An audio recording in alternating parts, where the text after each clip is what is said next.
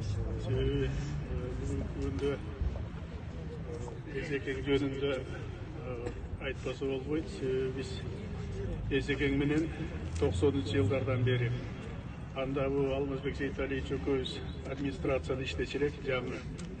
Ошондо жанагы депутаттардын ичинде легендарный көзгө көрүнгөн сөзү мындай так чыккан кишилердин бири Эсенкул Касымович эле. Ошондо эле Алмазбек Сейталиевич экөөбүз Аскар Акаевичке канча жолу кирип, мына ушундай жетекчилер көтөрүш керек деп. Анан кийин мен Белоруссиядагы элчиликтен кеткенде менин ордума барып элчи болду. Ошол жерде элчи гана болбостон Кыргызстандын жанагы дүйнөлүк соода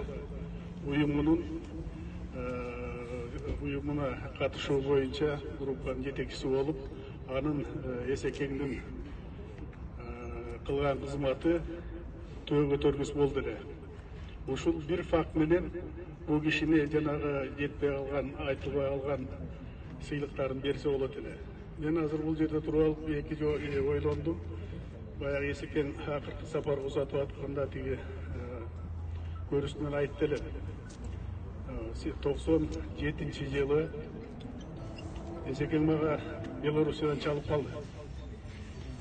Көрүбөк, мен 2 күндөн кийин барам Кыргызстанга. Мени премьерликке сүйлөшүлү деп, кел деп айтты деп. Бирок бир күн кечигип калып, башка кишини коюп койгонду. Эми ушундай да болмок беле. Мына ошол кийиткен нерсе да, анан экинчи кийиткен. Мына кече жазып чыкты. Кара Кыргыз автономиясынын 100 жылдыгы деп канча кишиге сыйлык берди. Ичинде кайтыш болгон кишилер деле жүрөт көбү. Эми ошонун ичине кирип койсо болбойт беле. Ал кезде 90-жылы эчтеке кылбай жүргөн кишилер азыр ичинде көп ошо сыйлыкты алышты да. Эми бул да калыстык эмес да. Бирок кептин баары жанагы белгилеп койгон эмес экен. Мына Эзекең жөнүндө менден жанагы жаш балдар сурап калганда кандай кишилер дегенде мен дайым айтам, жөнөкөй деп. Эң бийик кишилер жөнөкөй болот дейт. Бир жолу анын үнүн катуу чыгарып, кызматкерлерин уруп же тилдеп сөгүнгөн көргөн жокмун. Ошол көндүрүп, ишендирип, артынан ээрчиткен кишилер. Мына ушундай кишилер татыктуу болмок Кыргызстандын эмес. Эзекең менен акыркы жылдары биз канча 15 жылдай бир топ болуп жүрдүк. Эзекеңдин көп эле тобу бар эле. Мынакей Накен Касиевичтер, башка Карбек Асаныштар.